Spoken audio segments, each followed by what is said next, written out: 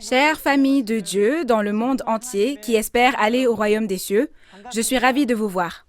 Je suis Seung-min Lee, instructeur de la tribu de Barthélemy, de Nouveau Ciel, Nouvelle Terre, Shincheonji, Église de Jésus, et je serai votre présentateur aujourd'hui. Bienvenue à tous ceux qui sont venus assister à la conférence en ligne Témoignage sur la prophétie et l'accomplissement de l'Apocalypse, la nouvelle alliance de Dieu. Actuellement, cette conférence est traduite dans les langues du monde entier et est regardée simultanément partout dans le monde. Après avoir vu les conférences qui ont eu lieu jusqu'à présent, de nombreux pasteurs du monde entier envoient des messages chaleureux de soutien et de remerciement. Merci à tous ceux qui suivent cette conférence. J'espère qu'aujourd'hui aussi sera un temps de grande grâce et de réalisation à travers la parole. Avant de débuter la conférence, nous allons d'abord prier Dieu le Père. Dieu notre Père, qui est saint, qui est la source de la vie et des bénédictions, et qui est plein d'amour et de grâce. Nous vous remercions de nous avoir permis d'avoir une journée précieuse aujourd'hui. À cette époque, lorsque la prophétie de l'Apocalypse, qui a été faite une nouvelle alliance avec le sang de Jésus il y a 2000 ans, s'est accomplie et s'est réalisée aujourd'hui, nous pouvons voir la réalité en ouvrant nos yeux et nos oreilles avec la parole révélée qui a été témoignée par le précieux pasteur qui a été envoyé selon la promesse du Nouveau Testament. Nous vous rendons grâce et gloire du fond du cœur pour cela. En particulier aujourd'hui, vous avez guidé de nombreux pasteurs précieux et de nombreux esprits à travers le témoignage sur la prophétie et l'accomplissement de l'Apocalypse, la nouvelle alliance de Dieu. S'il vous plaît, scellez le cœur de chacune des personnes qui entend la parole et ouvrez grand notre cœur, Dieu le Père, afin que ce soit un temps précieux et béni pour entendre, réaliser, voir, entendre, glorifier Dieu et gagner l'espérance et la vie. Nous allons commencer. Alors, s'il vous plaît, soyez avec nous jusqu'à la fin et faites-en un temps précieux et béni pour vraiment glorifier Dieu le Père à travers la parole. Nous avons prié au nom de Jésus, le Sauveur de notre vie. Amen. À la suite d'Apocalypse 12 que nous avons appris la dernière fois, dans le cadre du témoignage sur la prophétie et l'accomplissement de l'Apocalypse, la nouvelle alliance de Dieu, nous allons en apprendre davantage sur Apocalypse chapitre 13 aujourd'hui. Nous allons accueillir Jong-Yeol Kwak, le chef de la tribu de Barthélemy, qui va témoigner de la parole aujourd'hui.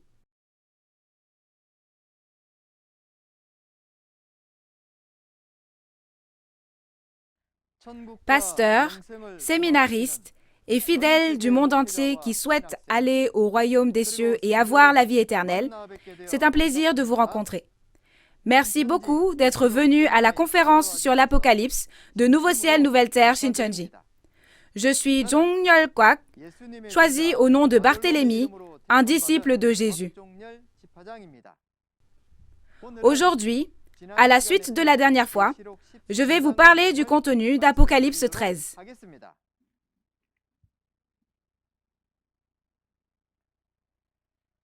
Le chapitre 13 de l'Apocalypse que nous examinerons aujourd'hui est intitulé « Le peuple élu qui a reçu la marque de la bête et a trahi ». Dans Apocalypse 13, on parle du 666, le nombre qui intéresse le plus tous les croyants dans la Bible. Que pensez-vous que signifie le 666? Je vais vous parler de sa réalité à travers la parole d'aujourd'hui. Alors, j'espère que vous écouterez avec attention. Tout d'abord, un résumé de la référence. La référence que nous allons examiner aujourd'hui est ce que l'apôtre Jean a vu et écrit dans une vision il y a environ 2000 ans. Lorsque ces paroles s'accomplissent, elles n'apparaissent pas littéralement comme écrites dans la vision, mais c'est l'accomplissement physique et la réalité qui apparaissent. Cela signifie que le pasteur promis viendra accomplir la promesse. Dieu qui a prophétisé à Abraham est venu à Moïse et a accompli, et Dieu qui a promis aux prophètes de l'Ancien Testament est venu à Jésus et a accompli la prophétie. De même, les prophéties du Nouveau Testament sont également accomplies par la venue de Jésus qui les a promises.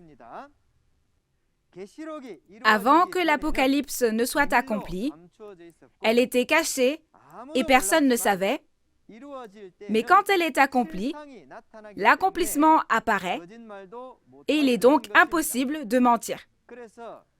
Je vais donc maintenant vous témoigner des prophéties de l'Apocalypse, leur accomplissement et même leur réalité. Jésus a dit que ceux qui vont au royaume des cieux sont ceux qui gardent les paroles écrites dans l'Apocalypse sans y ajouter ni y retrancher. Par conséquent, j'espère que tous les pasteurs des églises écouteront ces paroles, les réaliseront et les enseigneront également à leurs membres. Donc j'espère que nous pourrons tous réaliser pleinement et croire à l'Apocalypse et aller au royaume des cieux sans y ajouter ni y retrancher. Le lieu des événements est le tabernacle du ciel d'Apocalypse 13, verset 6. Sa réalité est le ciel, le temple du tabernacle, c'est-à-dire le temple du tabernacle du ciel qui a trahi, et la raison pour laquelle cet endroit est appelé ciel est parce que c'est l'endroit où les 7 anges, les 7 étoiles, ont œuvré dans Apocalypse chapitre 1, 2 et 3. S'il y a des étoiles, ça devient le ciel, n'est-ce pas?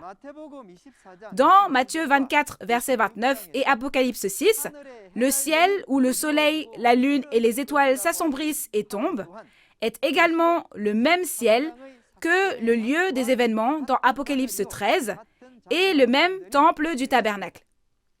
En d'autres termes, le tabernacle des 7 chandeliers d'or où Jean a envoyé les lettres en tant que porte-parole dans Apocalypse 2 et 3 et le tabernacle du ciel dans Apocalypse 13 sont le même endroit.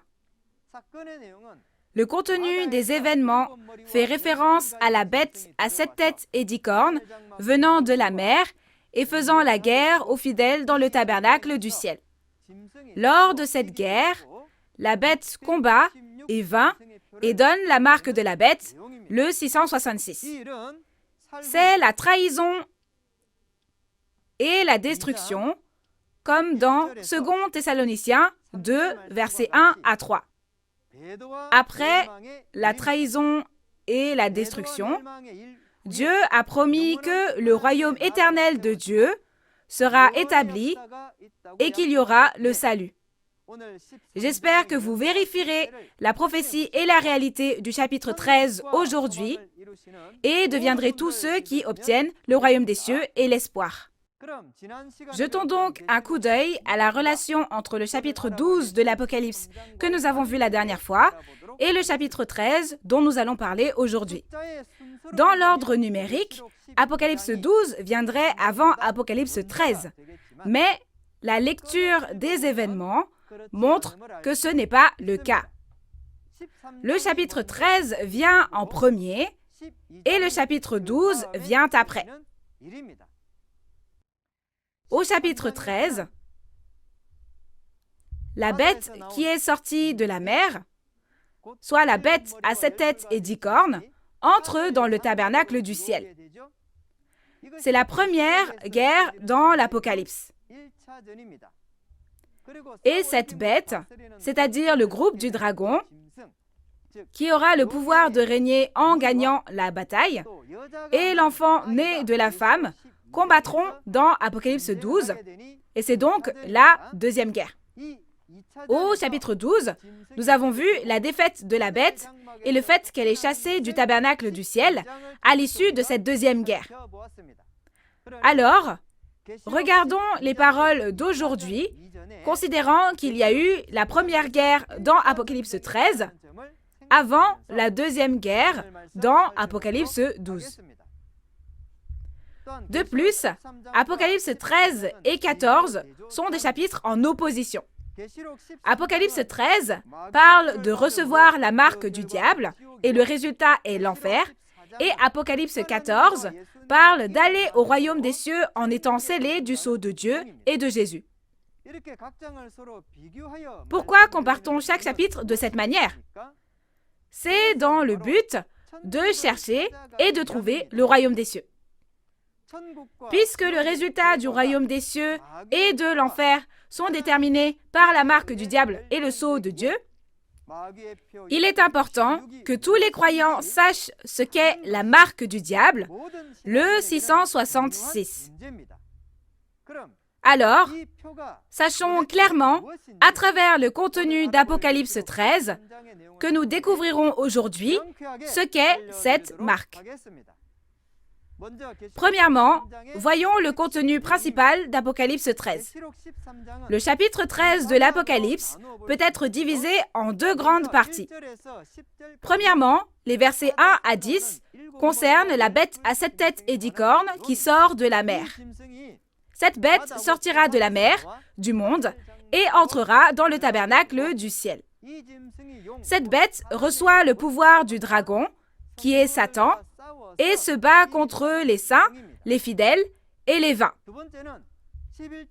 Deuxièmement, le contenu des versets 11 à 18 qui concerne la bête qui est montée de la terre. Cette bête fera une image, une idole, pour la bête qui monte de la mer, et quiconque n'adore pas l'image de la bête qui vient de la mer sera mise à mort. Il est aussi celui qui donne la marque de la bête, le 666, sur le front et la main droite des fidèles.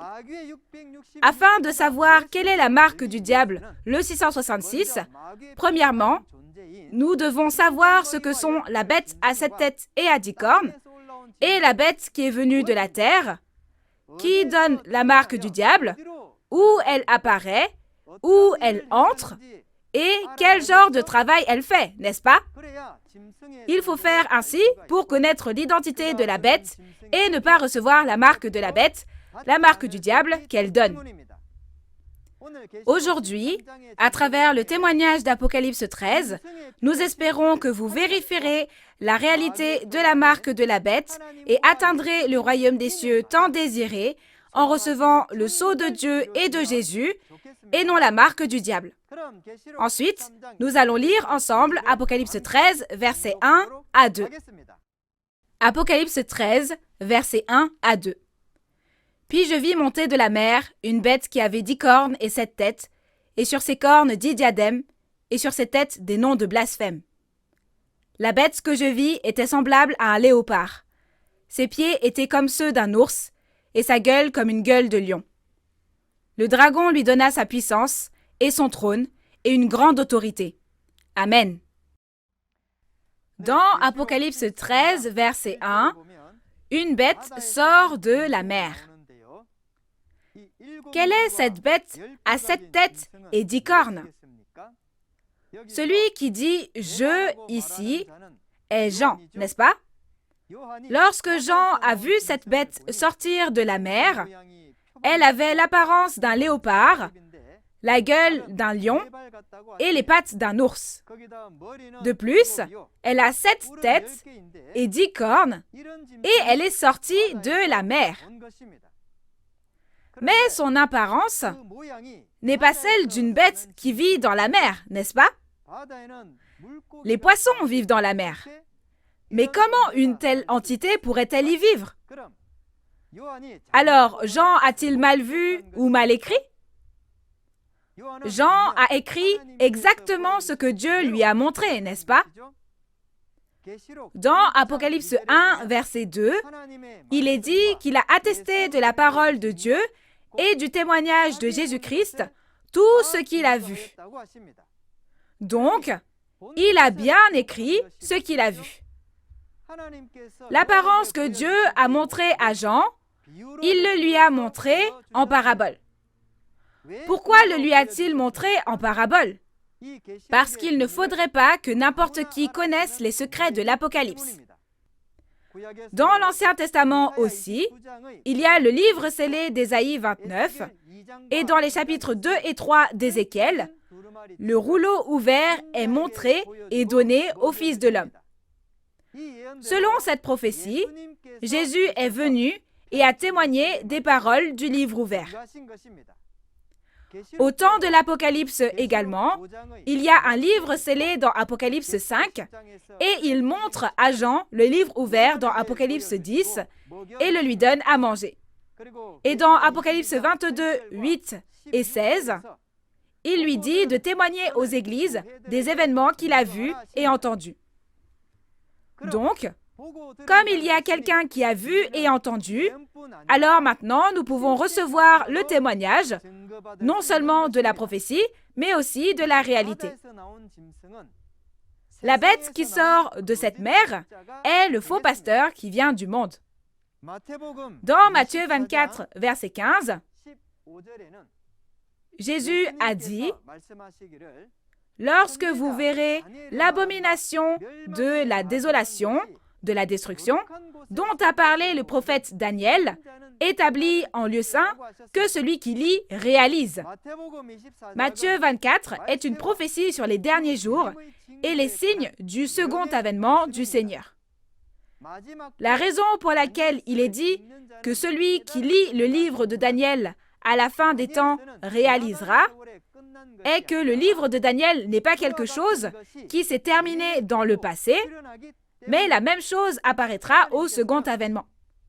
Dieu a montré à Daniel de nombreuses visions. Daniel a donc aussi vu lui-même ces choses et a écrit, mais il a dit qu'il ne pouvait pas comprendre ce que cela signifiait quand il a vu cela. Quand on regarde au chapitre 12 de Daniel, on voit que Daniel a eu une vision et ne peut pas la réaliser. Dieu dit, « Daniel, ce n'est pas à toi de le savoir.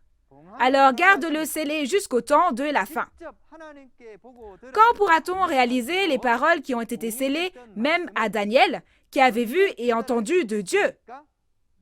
Cela ne peut être réalisé que lorsque la réalité de l'Apocalypse apparaît dans la fin des temps promise. Dans Daniel 7, versets 2 à 7, Daniel a une vision. 4 grandes bêtes sont sorties de la mer et leur apparence était comme celle d'un lion, d'un aigle, d'un ours et d'un léopard. Le verset 17 dit que la mer est le monde et que les bêtes sont des rois. En d'autres termes, cela signifie les pasteurs qui viennent du monde. Dans 1 Pierre 2, verset 9, on parle d'un sacerdoce royal, donc le prêtre ou le pasteur est le roi. Apocalypse 17, verset 15, dit que cette mer, les grandes eaux sur lesquelles la prostituée est assise, sont des peuples, des foules, des nations et des langues. Tout comme le rassemblement d'un nombre incalculable de personnes s'appelle une mer de personnes, le monde où de nombreux membres d'église de la prostituée sont rassemblés s'appelle la mer, et le pasteur semblable à un roi qui règne sur ce monde religieux est comparé à une bête. Mais pourquoi le pasteur est-il comparé à une bête? C'est parce que la bête ne peut pas comprendre Dieu ni sa parole, même si elle lui est prêchée. De même, dans Proverbe 30, versets 2 à 3, une personne qui n'a ni connaissance de Dieu, ni sagesse, est appelée une bête. Par conséquent, la bête désigne le faux pasteur qui ne connaît pas Dieu ni sa parole. De plus, la raison pour laquelle cette bête est comparée à des animaux tels que le lion, l'ours et le léopard est que c'est un destructeur qui fait du mal aux fidèles qui sont comme des brebis.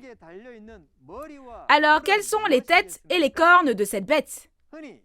Les chefs de gouvernement, de pays, de groupes sociaux et d'écoles sont souvent appelés la tête. De la même façon, on peut dire que le pasteur qui représente l'Église est comparé à une tête. Ainsi, les 7 têtes sont les 7 rois, les 7 pasteurs, comme dans Apocalypse 17, versets 9 à 10.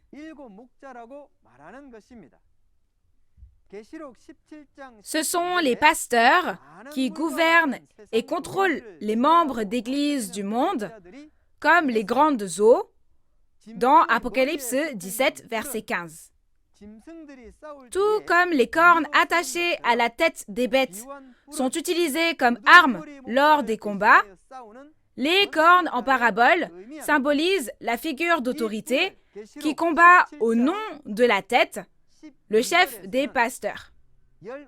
Dans Apocalypse 17, verset 12, il est dit que ces cornes sont 10 rois. Pourtant, ils n'ont pas de royaume, mais ils ont reçu l'autorité comme des rois.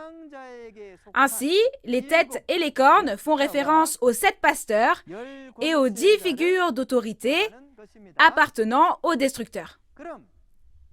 Alors, qu'est-ce que la bête qui a reçu le trône et l'autorité de la part du dragon?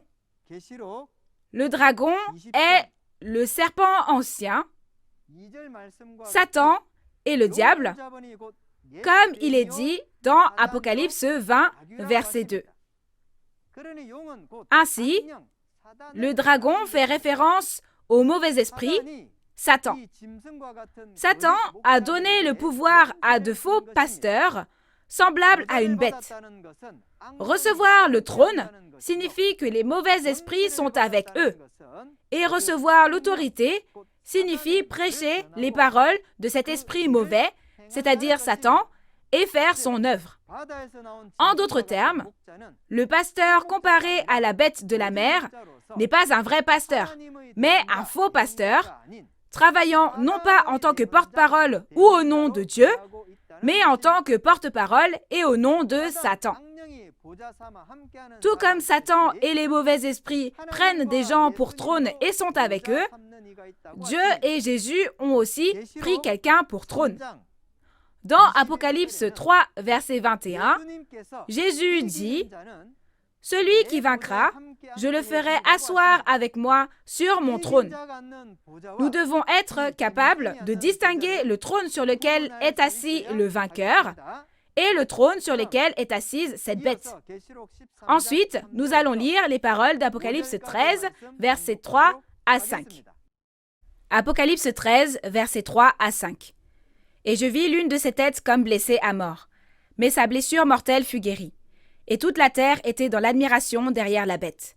Et ils adorèrent le dragon, parce qu'il avait donné l'autorité à la bête. Ils adorèrent la bête en disant « Qui est semblable à la bête, et qui peut combattre contre elle ?» Et il lui fut donné une bouche qui proférait des paroles arrogantes et des blasphèmes. Et il lui fut donné le pouvoir d'agir pendant 42 mois. Amen. On dit qu'une des 7 têtes a été blessée, puis guérie. Quelle est cette blessure? Bien qu'il y ait l'accomplissement physique, je vais vous en parler en utilisant des pseudonymes. À ce moment-là, M. Kem et M. Laterre, du Centre d'éducation des intendants, se sont disputés pour un poste semblable à celui de chef de l'organisation. Dans cette lutte, M. Laterre, qui n'avait pas pu occuper le poste, a été blessé dans son cœur et était sur le point d'arrêter de travailler au Centre d'éducation des intendants. Ainsi, la blessure que l'une des 7 têtes a reçue est une blessure au cœur causée par une lutte pour l'autorité. Cependant, puisqu'il a été dit que sa blessure était guérie, sa blessure au cœur a été résolue car M. Laterre a obtenu cette position de chef. Ainsi, M. Laterre devient le pasteur représentatif des 7 têtes et fait l'œuvre de la destruction. Alors, maintenant, la terre entière adore la bête et le dragon. En conséquence, Les habitants du tabernacle, comme de la terre, servent les faux pasteurs comme des bêtes et adorent le dieu du diable comme le dragon. Apocalypse 13, verset 5, dit que cette bête a reçu l'autorité de travailler pendant 42 mois. Quelle est cette autorité? Dans Apocalypse 11, verset 2, il est dit que la bête, soit les païens, fouleront aux pieds pendant 42 mois et dans la référence principale, il est dit qu'il lui fut donné une bouche qui proférait des paroles arrogantes et des blasphèmes. Elle a donc reçu l'autorité de donner le sermon et de gouverner pendant 42 mois. Ces 42 mois peuvent être considérés comme la période de destruction de l'Apocalypse du Nouveau Testament. Elle s'étend de septembre 1980 à mars 1984. Une période de destruction était également promise dans l'Ancien Testament. Dans Jérémie 25, versets 9 à 11, il était dit que Juda et Jérusalem serviraient Babylone pendant 70 ans. Il y avait donc une période de destruction de 70 ans. Daniel 9, verset 2, dit aussi que la désolation de Jérusalem prendra fin dans 70 ans. De même, il y aura l'œuvre de la destruction au second avènement du Seigneur. Dans Matthieu 24, verset 15, l'abomination de la désolation, de la destruction, se tient dans le lieu saint. Dans l'Ancien Testament, c'était 70 ans, mais au second avènement, c'est 42 mois, soit 3 ans et demi, comme on peut le vérifier dans les paroles de l'Apocalypse. Quant à la raison de cette réduction, il est dit que c'était à cause des élus pour qu'ils soient sauvés dans la chair. Ainsi, au second avènement du Seigneur aujourd'hui, nous pouvons voir que Jésus a promis non seulement le salut de l'esprit, mais aussi le salut du corps. Ainsi, après la fin de la période de destruction de 42 mois, comme dans Apocalypse 12, verset 10, comme l'enfant et ses frères combattent et vainquent, le dragon est chassé du tabernacle, et à travers cela, le royaume de Dieu et le salut sont établis. Ensuite, nous allons lire les paroles d'Apocalypse 13, versets 6 à 10. Apocalypse 13, versets 6 à 10. Et elle ouvrit sa bouche pour proférer des blasphèmes contre Dieu, pour blasphémer son nom et son tabernacle, et ceux qui habitent dans le ciel. Et il lui fut donné de faire la guerre aux saints, et de les vaincre. Et il lui fut donné autorité sur toute tribu, tout peuple, toute langue et toute nation. Et tous les habitants de la terre l'adoreront, ceux dont le nom n'a pas été écrit dès la fondation du monde dans le livre de vie de l'agneau qui a été immolé. Si quelqu'un a des oreilles, qu'il entende. Si quelqu'un mène en captivité, il ira en captivité. Si quelqu'un tue par l'épée, il faut qu'il soit tué par l'épée. C'est ici la persévérance et la foi des saints. Amen. Ici, cette bête combat les fidèles du tabernacle. Voyons où le combat a lieu et quel en sera le résultat. Le lieu des événements dans ce chapitre est le ciel. Le ciel est l'endroit où se trouvent le soleil, la lune et les étoiles, donc l'endroit où se trouvent les 7 étoiles. Les 7 messagers des chapitres 1, 2 et 3 de l'Apocalypse est le ciel. Lorsque nous pensons généralement au ciel, nous pensons en général au ciel physique. Cependant, dans Genèse 37, versets 9 à 11, la famille de Jacob est considérée comme le soleil, la lune et les étoiles. Donc le ciel avec le soleil, la lune et les étoiles peut être appelé Israël. En d'autres termes, le ciel est le tabernacle de Dieu, le tabernacle des 7 chandeliers d'or et l'Israël spirituel. Pour le lieu des événements où cette prophétie est devenue réalité et est apparue, il n'y avait pas non plus d'enseigne disant que c'était une église. Au lieu d'écrire « église telle ou telle », ils l'ont appelé « temple du tabernacle ». Vous pouvez penser que c'est un nom étrange quand vous l'entendez. Mais le nom « temple du tabernacle » est la preuve que l'homme n'a pas arbitrairement accompli cette œuvre, mais au contraire, que c'est Dieu qui a accompli cette œuvre selon la Bible. La bête va aussi combattre les fidèles, et c'est la bête qui va gagner.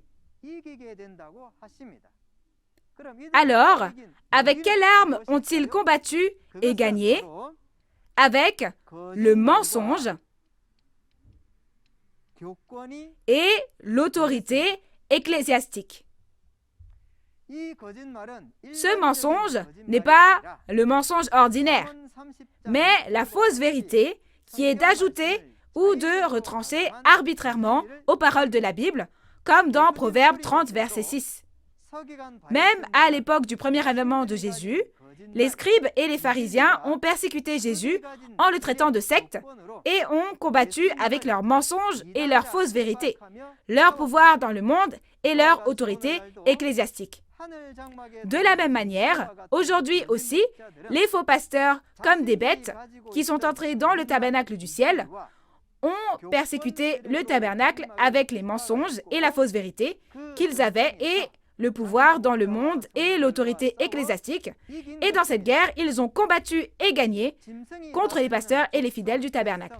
Concernant les tribus, peuples, nations et langues contrôlées par la bête, il faut référence aux nations, peuples, langues et rois d'Apocalypse 10, à qui la parole est prêchée à nouveau après que le livre ouvert a été reçu et mangé et qu'un ordre a été donné. Ce sont les membres d'Église appartenant à la bête, y compris les fidèles du tabernacle qui ont trahi. Pourquoi Dieu a-t-il dit de leur prêcher à nouveau les paroles du livre ouvert? C'est parce que c'est le peuple qui a été capturé par Babylone d'Apocalypse 17 et 18, le lieu qui est sous le contrôle des 7 têtes et des 10 cornes d'Apocalypse 13.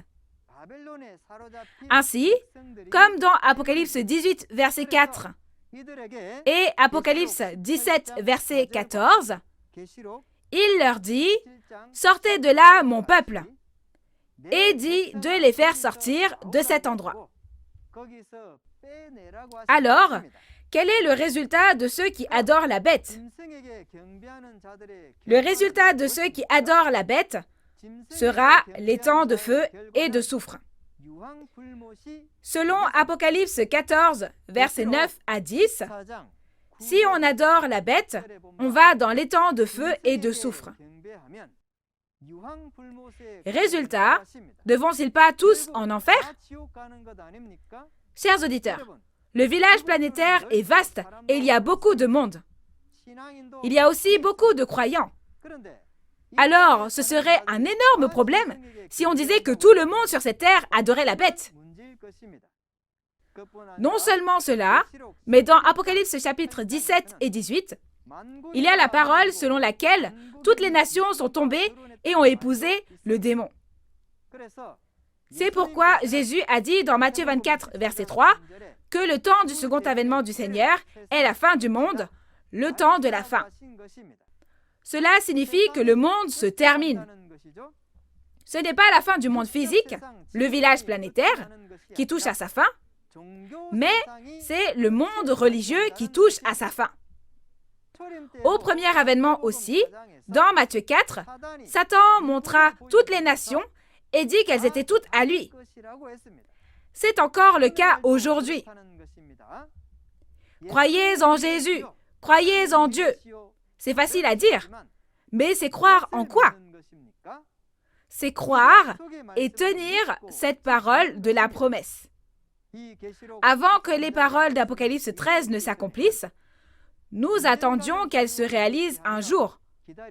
Mais lorsque ces paroles s'accomplissent et apparaissent, c'est différent.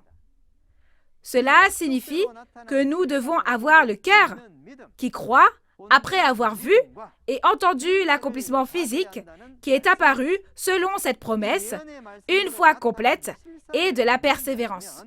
Ceux qui croient en l'accomplissement physique qui est apparu selon la parole de cette prophétie ne se prosterneront pas devant les destructeurs, ni ne leur appartiendront lorsque ces derniers apparaîtront dans le tabernacle du ciel. Cependant, si on ne croit pas à cette parole, on est détruit par la bête de la mer.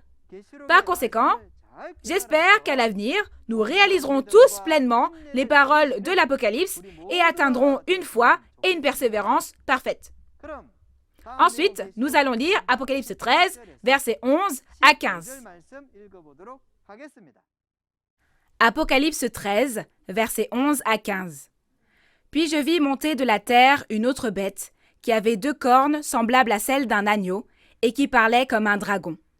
Elle exerçait toute l'autorité de la première bête en sa présence, et elle faisait que la terre et ses habitants adoraient la première bête, dont la blessure mortelle avait été guérie. Elle opérait de grands prodiges, même jusqu'à faire descendre du feu du ciel sur la terre à la vue des hommes. Et elle séduisait les habitants de la terre par les prodiges qui lui étaient donnés d'opérer en présence de la bête, disant aux habitants de la terre de faire une image à la bête qui avait la blessure de l'épée et qui vivait.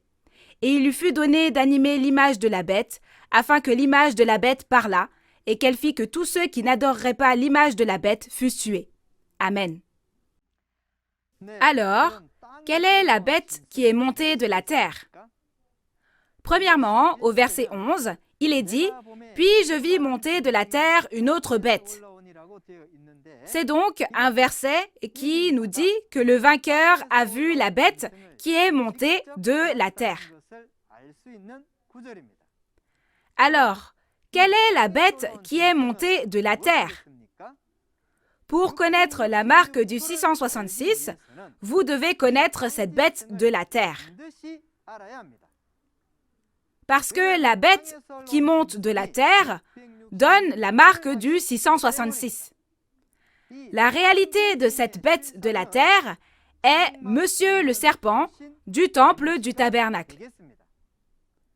La bête qui est montée de la terre est la chair qui est issue du tabernacle des 7 chandeliers d'or et est devenue un avec les destructeurs. Dans Apocalypse 2, verset 6, il est appelé Nicolas, et dans Apocalypse 2, verset 14, il est comparé à Balaam, et dans Apocalypse 8 et 9, il est comparé à l'étoile absinthe. Son accomplissement physique, c'est Monsieur le serpent du temple du tabernacle. Alors, quelle est la différence entre la bête qui monte de la mer et la bête qui monte de la terre? Comme son nom l'indique, la bête de la mer vient de la mer, c'est-à-dire le monde, et la bête de la terre vient de la terre, c'est-à-dire le tabernacle. Les deux sont des bêtes, donc ils ont en commun d'être les destructeurs. La différence est que la bête de la mer est le destructeur qui entre dans le tabernacle depuis le monde, pas le tabernacle du ciel. La bête qui monte de la terre est celle qui était sur la terre, c'est-à-dire le tabernacle, et c'est donc le destructeur issu du tabernacle. Comme Balaam a enseigné à Balak dans Apocalypse chapitre 2 et 3, nous pouvons voir que la bête de la mer et la bête de la terre sont devenues une et ont fait l'œuvre de la destruction. Voyons ce que fait la bête qui est montée de la terre. Il est dit qu'elle parle comme un dragon et exerce l'autorité de la première bête. Elle prêche la doctrine du dragon en tant que porte-parole et agit au nom de la bête de la mer.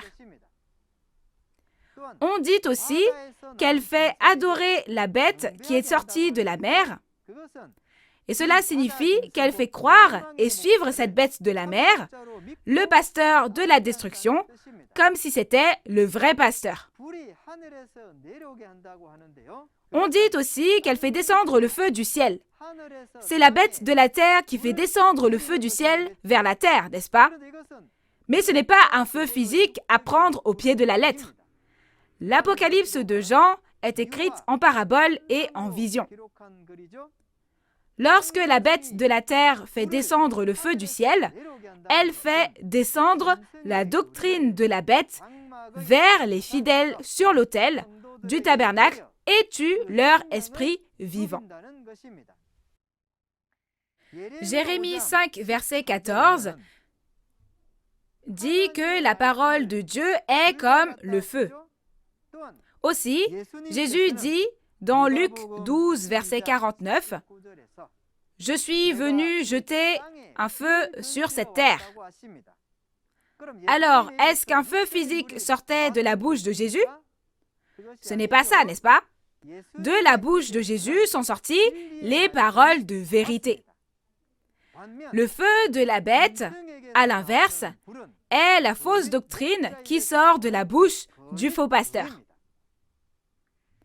Dans Apocalypse 9, verset 17, les cavaliers de Satan sortent, et quand on regarde leurs chevaux et leurs cavaliers, du feu, de la fumée et du soufre sortent de leur bouche, et ils tuent un tiers des hommes avec cela.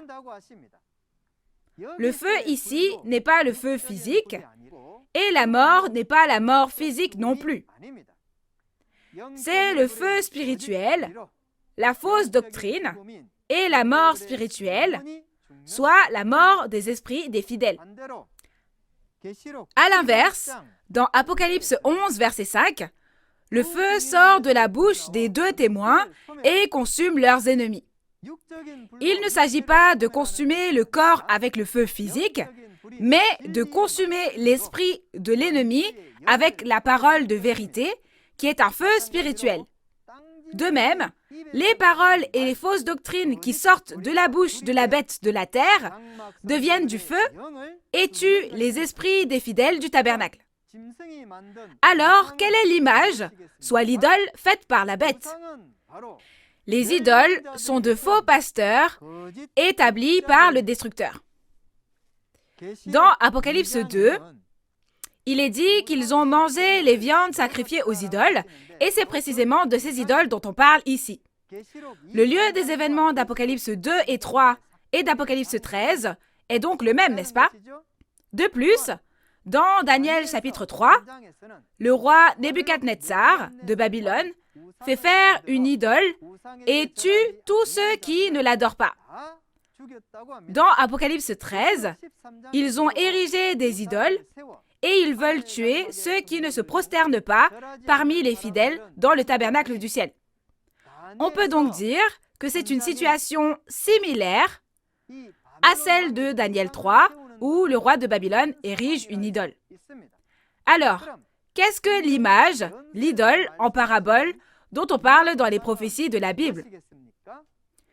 Dieu dit dans Habakkuk 2, verset 18, que les idoles sont de faux enseignants.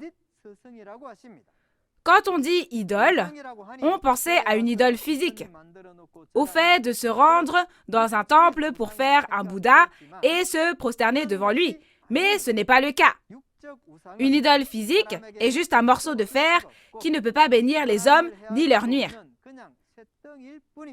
Les idoles ici parlent de personnes, c'est-à-dire de faux pasteurs.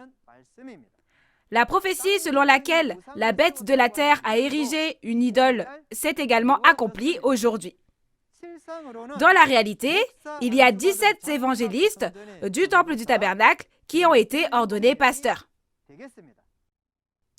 À cette époque, les pasteurs, comme des bêtes qui sont entrés dans le tabernacle, ont ordonné pasteurs d'une seule imposition des mains 17 évangélistes issus du tabernacle qui ne sont pas allés à l'école de théologie et n'ont pas obtenu de diplôme. Si une personne qui n'est pas diplômée d'une école de théologie devient pasteur avec une seule imposition des mains, quel est le besoin des écoles de théologie? Ainsi, à travers cet événement, nous pouvons voir que les destructeurs sont plus corrompus que le monde.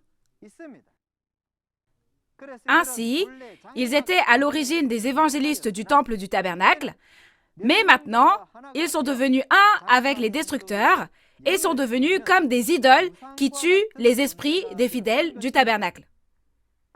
Ainsi, dire que tous ceux qui n'adorent pas les idoles sont mis à mort signifie que tous ceux qui ne suivent pas les faux pasteurs comme des idoles seront excommuniés et radiés. Ensuite, regardons la marque de la bête, le 666. Nous allons lire ensemble la parole d'Apocalypse 13, versets 16 à 18. Apocalypse 13, versets 16 à 18. Et elle fit que tous, petits et grands, riches et pauvres, libres et esclaves, reçussent une marque sur leur main droite ou sur leur front, et que personne ne put acheter ni vendre sans avoir la marque, le nom de la bête ou le nombre de son nom. C'est ici la sagesse, que celui qui a de l'intelligence calcule le nombre de la bête, car c'est un nombre d'hommes, et son nombre est 666. Amen. Le 666, qui est la plus grande interrogation de beaucoup de personnes dans la Bible, apparaît enfin dans Apocalypse 13, versets 16 à 18. Chers auditeurs, à quoi ressemble vraiment ce 666?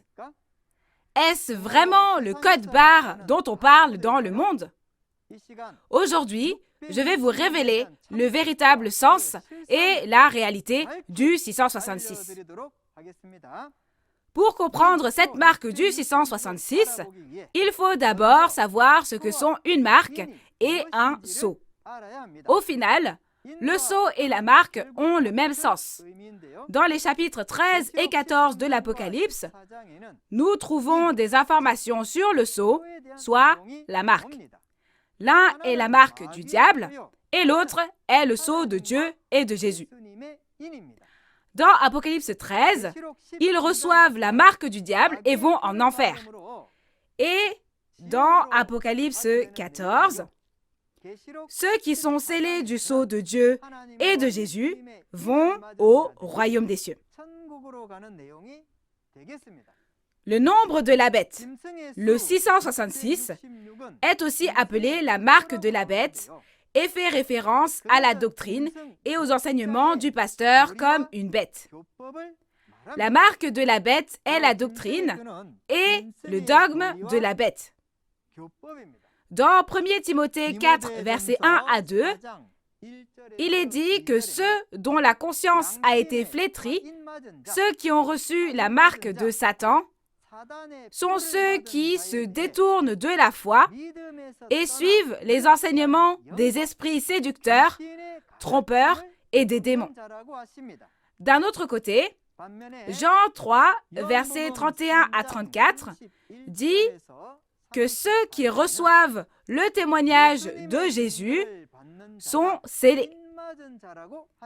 Ceux qui ont été scellés du sceau de Dieu et de Jésus sont ceux qui acceptent la parole. Mais dans Apocalypse 13, la marque a été donnée avec le nom de la bête, n'est-ce pas? Si le nom de Dieu est la parole de Dieu dans Jean 1, verset 1, alors le nom de la bête fait référence à la doctrine de la bête. En d'autres termes, donner la marque avec le nom de la bête signifie transmettre la doctrine et le dogme de la bête. Alors, où ont-ils reçu la marque? Il est dit qu'ils l'ont reçue sur le front, n'est-ce pas? À travers cette réalité qui est apparue, nous pouvons aussi réaliser comment la prophétie s'est accomplie. Où les 17 évangélistes issus du temple du tabernacle ont-ils reçu l'imposition des mains sur la tête? Ils ont reçu la marque sur le front et où aussi? Sur la main droite, pas sur la gauche.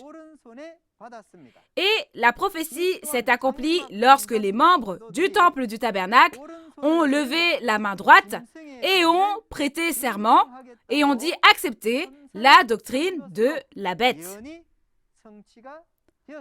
En levant la main droite et en acceptant la doctrine de cette bête, cette réalité a été accomplie. Alors, qu'est-ce que cela signifie de ne pas pouvoir acheter ni vendre? Cela signifie de ne pas pouvoir prêcher ni écouter le sermon. Dans Matthieu 13, versets 45 et 46, la prédication de la parole est comparée au commerce de perles. De plus, dans Matthieu 25, Le commerce de la parole est comparé au commerce des talents.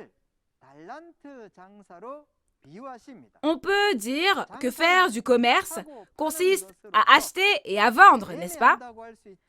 Ainsi, l'interdiction d'acheter et de vendre pour ceux qui n'ont pas reçu la marque signifie que ceux qui n'acceptent pas le fait qu'il y a eu une telle ordination ne sont pas autorisés à prêcher ni à écouter de sermons. Le 666, que vous vouliez tant connaître, est le nombre du nom de la bête de la terre. En d'autres termes, cette bête de la terre a pour nom 666. Le nombre du nom de cette bête, 666, fait référence à la fausse vérité et au faux pasteur de Satan, qui est quelqu'un comme Salomon dans l'Ancien Testament. Dans 2 Chroniques 9, verset 13, celui qui possède le 666 est Salomon. En d'autres termes, ce nombre symbolise Salomon. Alors, qu'est-ce que Salomon a fait? Voyons quel genre de personne Salomon était à travers 1er Roi 10 et 11. Salomon a fait des boucliers avec de l'or, a construit le haut lieu à Jérusalem et y a adoré. Il a aussi adoré des dieux païens et a fait appartenir à Satan toute la nation d'Israël. Dans ce chapitre 13 de l'Apocalypse, la bête de la terre détruit le tabernacle du ciel représentant l'Israël spirituel avec le pouvoir qu'elle a reçu de la bête de la mer. Comment l'a-t-il détruit? Il a reçu des doctrines païennes semblables à l'or des impôts des païens et a établi des évangélistes comme des idoles dans le temple du tabernacle et s'est protégé en les utilisant comme boucliers. En même temps, il a fait manger aux fidèles du tabernacle les viandes sacrifiées aux idoles et les a fait adorer les idoles.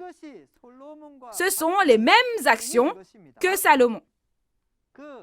Dans la réalité, le fait de recevoir la marque dans Apocalypse 13 fait référence à l'événement au cours duquel un tiers des hommes meurent cette année, ce mois, ce jour et cette heure dans Apocalypse 9, verset 15. Le jour et l'heure peuvent être témoignés à travers ceux qui ont vu et entendu à l'endroit où cela s'est accompli. Toutes ces choses se sont accomplies le 20 septembre 1981 à 14 heures lors de la cérémonie de nomination des pasteurs. Alors, voyons quel sera le résultat pour ceux qui ne savent pas quelle est la marque de la bête et la reçoivent. Quel est le résultat de recevoir la marque de la bête? Il est dit que le résultat de recevoir la marque de la bête est au final l'étang de feu et de soufre, et ceux qui ne reçoivent pas la marque de la bête participent à la première résurrection. Apocalypse 14, versets 9 à 11, dit que ceux qui ont reçu la marque de la bête seront tourmentés par le feu et le soufre au siècle des siècles. À l'inverse, ceux qui n'ont pas reçu la marque de la bête participeront à la première résurrection dans Apocalypse 20, versets 4 à 5, et régneront avec Christ pendant 1000 ans. Alors, quel genre de personnes devrions-nous être? Maintenant, si vous réalisez ce qu'est le fait de recevoir la marque de la bête et toutes ces choses, j'espère que vous accepterez la parole de l'Apocalypse et la graverez dans votre cœur, afin que vous puissiez devenir une personne scellée du sceau de Dieu et atteindre le royaume des cieux que vous désirez tant. Voici maintenant la conclusion d'Apocalypse 13. Si l'on est un fidèle qui croit vraiment à l'accomplissement des prophéties de la Bible, on doit connaître le tabernacle, la bête qui a dévoré le tabernacle et le pasteur promis qui a combattu et vaincu la bête dans ce chapitre. Aujourd'hui, la prophétie d'Apocalypse 13 s'est accomplie dans la réalité et le vainqueur, Nouveau Jean, témoigne de l'accomplissement des prophéties qui a eu lieu dans la réalité physique. Dans ce chapitre, adorer et recevoir la marque de la bête représente la cérémonie de nomination des pasteurs ayant eu lieu le 20 septembre 1981 à 14 h. Le groupe du dragon, soit la bête à 7 têtes et 10 cornes qui a été chassée à cette époque-là, est jugé dans Apocalypse 16 et divisé en 3 parties. Vous pourrez en apprendre plus à ce sujet dans Apocalypse 16. Nouveau Jean, qui a vu et entendu les événements de ce chapitre sur place, combat et vainc le groupe du dragon avec le sang de l'agneau et la parole de témoignage dans Apocalypse 12. À travers le vainqueur, le royaume de Dieu est établi et le royaume de Dieu vient à cet endroit pour vivre avec nous éternellement.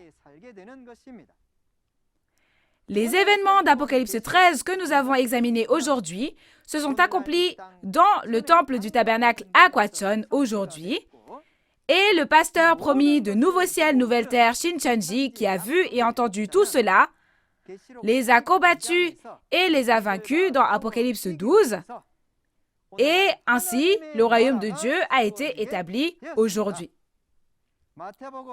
Pourquoi a-t-il été prophétisé dans Matthieu 8, versets 11 à 12, que ceux qui viendront de l'Orient et de l'Occident seront assis dans le royaume des cieux et que les fils du royaume seront chassés?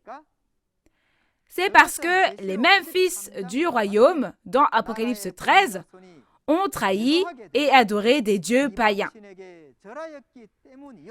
Et c'est parce que ceux qui ont été moissonnés de l'Orient et de l'Occident sont les bons grains, nés de la semence de Dieu, qui ont été scellés avec la parole et fondés en 12 tribus.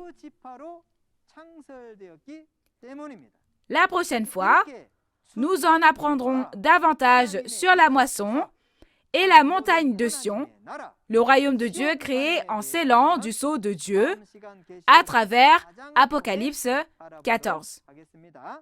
Le second avènement du Seigneur n'est pas un signe ordinaire, mais le son de trompette annonçant la fin du monde, tout comme un son de cloche marque la fin de quelque chose. C'est le moment où l'ancienne ère est passée et la nouvelle ère arrive, où le premier ciel et la première terre passent, et un nouveau ciel et une nouvelle terre sont créés. Puisque les prophéties écrites s'accomplissent sans ajouter ni retrancher, connaître et croire toutes les paroles promises concernant ce qui passera et ce qui sera recréé, c'est croire en Jésus.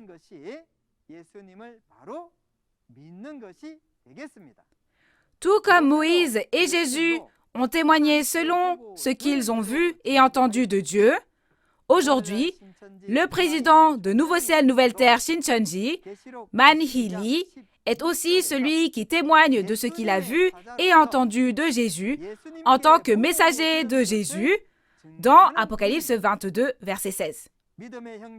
Pasteurs, séminaristes et fidèles du monde entier qui sont frères et sœurs dans la foi. Ce serait une grande bénédiction que toutes les promesses que Jésus a faites à l'époque à laquelle nous vivons soient accomplies. Maintenant, devenons tous un en Dieu, qui est la source de toutes les bénédictions.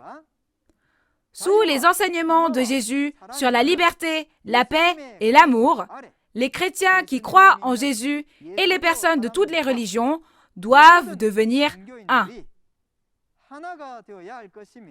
Si nous devenons un, la guerre prendra fin et la paix mondiale sera établie. Et nous vivrons ensemble pour toujours au royaume des cieux. Dans la liberté, la paix et l'amour, construisons un monde du royaume des cieux sans péché ni loi. Nous sommes un. We are one. Merci. Nous allons prier tous ensemble.